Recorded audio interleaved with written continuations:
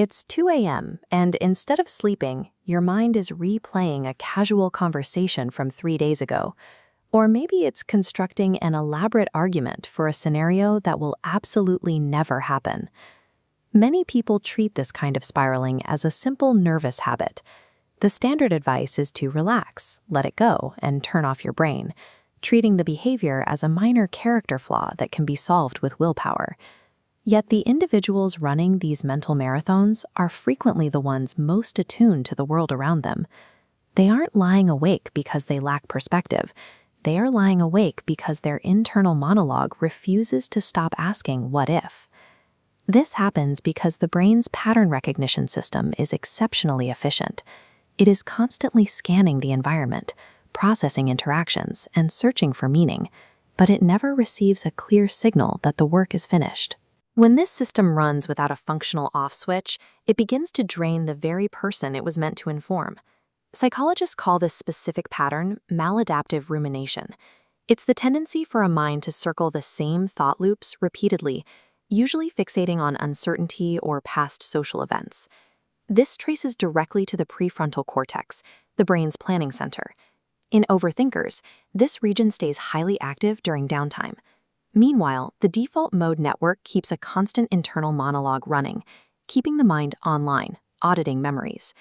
This relentless processing often begins during childhood or adolescence. It frequently develops in response to unpredictable environments or households where a parent's mood could shift without warning. To a child in that situation, anticipating every possible outcome is a logical survival strategy. If you can predict the next problem before it happens, maybe you can protect yourself from the consequences. The nervous system learns to stay alert as a way to maintain safety. Decades later, that same system continues to scan for threats, even when the environment is perfectly secure. Psychologists distinguish between two types of rumination. Reflective rumination turns inward to process complex emotions and build deep self-awareness. Brooding rumination is more passive, dwelling on problems without finding resolution. When slipping into brooding, people fall into the illusion of mental progress. The brain feels like it's solving a problem, but it's actually spinning in place. It releases dopamine during this imagined problem-solving, giving a chemical reward simply for the act of worrying. This built-in reward makes standard advice, like just stop thinking about it, nearly impossible to follow. The nervous system is receiving a chemical payout to keep the loop going. This chart from a 2013 study in Psychological Science shows a striking correlation. People who report higher levels of rumination also score significantly higher on measures of cognitive empathy. These individuals are more sensitive to social nuances, often more attuned to the unspoken emotional texture of a room, and more aware of how their words land. The very engine that makes a person remarkably perceptive is also what makes them exhausted. Perception without resolution consumes immense amounts of energy, leaving the overthinker drained by their own awareness. Logic has its limits. The mind cannot think its way out of every problem, and trying to use analysis to solve an emotional weight often just tightens the knot. Since you cannot force the brain to stop generating thoughts, the most effective path involves changing your relationship to those thoughts.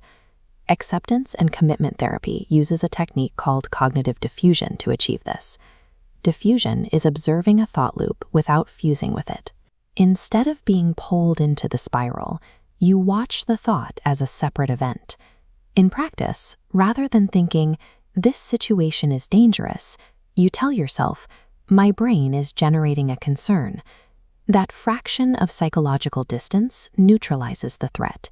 It shifts the experience from an active crisis to a passing observation. The overthinking mind carries the record of a time when staying alert was a necessary survival strategy. It is the result of a system that learned to prioritize vigilance in an uncertain world. The ultimate challenge is to gently and patiently teach that mind that it is finally safe enough to rest. Understanding these cognitive patterns doesn't erase them, but it breaks their power over us. That understanding is